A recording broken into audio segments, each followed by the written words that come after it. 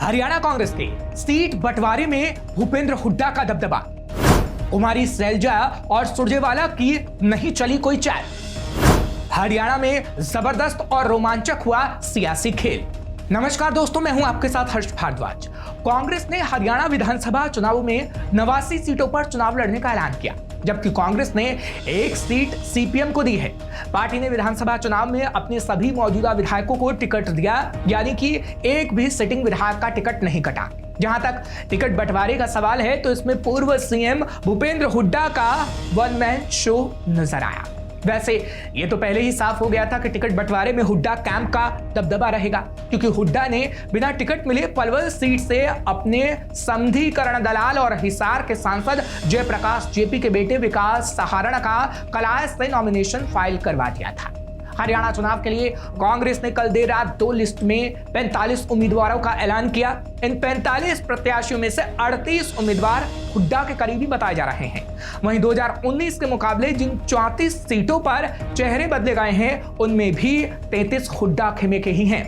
Congress high command और कई कांग्रेसी नेताओं के विरोध के बावजूद हुड्डा के समर्थन से पार्टी ने जेल में बैठे सोनीपत के विधायक सुरेंद्र पवार को भी टिकट दिया। कुमारी शैलजा ने आखिरी वक्त पर नारनौंद की जिस सीट को होल्ड करवा कर रखा, उस सीट पर भी हुड्डा के करीबी को ही उतार दिया गया। खबर है कि प्रदेश में 90 में से 73 सीटों पर भूपेंद्र सिंह हुड्डा समर्थकों को टिकट दिया गया। दरअसल ऐसी अफवाह है कि हुड्डा के कई समर्थकों ने बगावत और इस्तीफे की धमकी देकर पार्टी पर दबाव बनाया, जिसके आगे कांग्रेस आलाकमान बेबस नजर आए। इसलिए कुमारी शैलजा और रणदीप सुरजेवाला के पुरजोर विरोध के बावजूद हुड्डा लगातार 2 चुनाव हार चुके अपने करीबियों को भी टिकट दिलाने में कामयाब रहे। इनमें नारनौल से राव नरेंद्र, बरवाला से रामनिवास घोड़ेला और पृथला से रघुवीर तेवतिया का नाम शामिल है। राव नरेंद्र 2009 में हजका की टिकट पर जीते और उसके बाद हुड्डा से जुड़ गए थे। वहीं सिरसा से हाल ही में कांग्रेस में आए गोकुल सेतिया और हांसी से पूर्व जेजेपी नेता राहुल मक्कड़ को टिकट दिलाने में भी हुड्डा खेमा सफल रहा। आदमपुर सीट से पूर्व आईएएस अधिकारी चंद्रशेखर को मिली टिकट के पीछे भी हुड्डा का ही रोल बताया जा रहा है। सूत्रों के मुताबिक कुमारी शैलजा समर्थकों को केवल 9 सीटों पर टिकट दिए गए, जिसमें कालका, पंचकुला, हिसार, फतेहाबाद, जगाधरी, अंबाला कैंट, नारायणगढ़, टोहाना, सढ़ौरा और असंध शामिल हैं। कांग्रेस के महासचिव रणदीप सुरजेवाला के हिस्से में केवल 2 टिकट आए। वहीं रणदीप सुरजेवाला समर्थकों को केवल 2 टिकट दिए गए हैं। इस बात के आते ही कहीं ना कहीं ये लगा कि हुड्डा का कैसा वर्चस्व टिकट बंटवारे को लेकर चल रहा है। हालांकि 2 टिकट जब सुरजेवाला के समर्थकों को मिले तो इनमें से एक टिकट सुरजेवाला के बेटे को दी गई, वहीं एक टिकट सीपीआईएम के खाते में गई।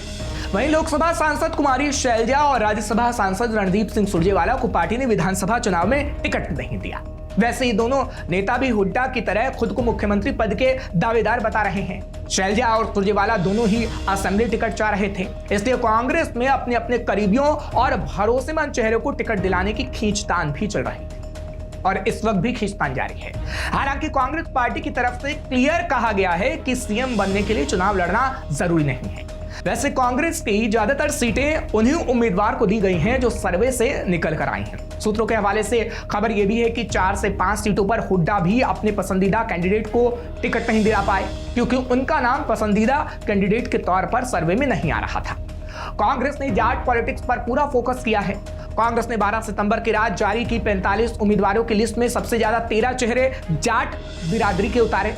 10 टिकट ओबीसी वर्ग को दिया।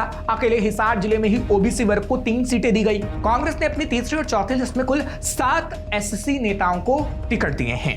वैसे अभी प्रदेश की कई सीटें ऐसी हैं जिन पर उम्मीदवारों की घोषणा नहीं हुई है, जिन पर प्रत्याशियों को लेकर कांग्रेस आलाकमान कशमकश में है, इसलिए लिस्ट पेंडिंग रखी हुई है।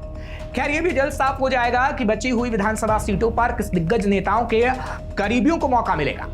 आपका क्या कहना है इस खबर पर, हमें कमेंट करके जरूर बताइएगा। खबर को शेयर करना मत भूलिएगा। तमाम खबरों के लिए आप देखते रहिए श्रेष्ठ भारत। श्रेष्ठ भारत पर खबरों से जुड़े रहने के लिए चैनल को सब्सक्राइब और लाइक करें, बेल आइकन दबाएं और देखते रहें श्रेष्ठ भारत।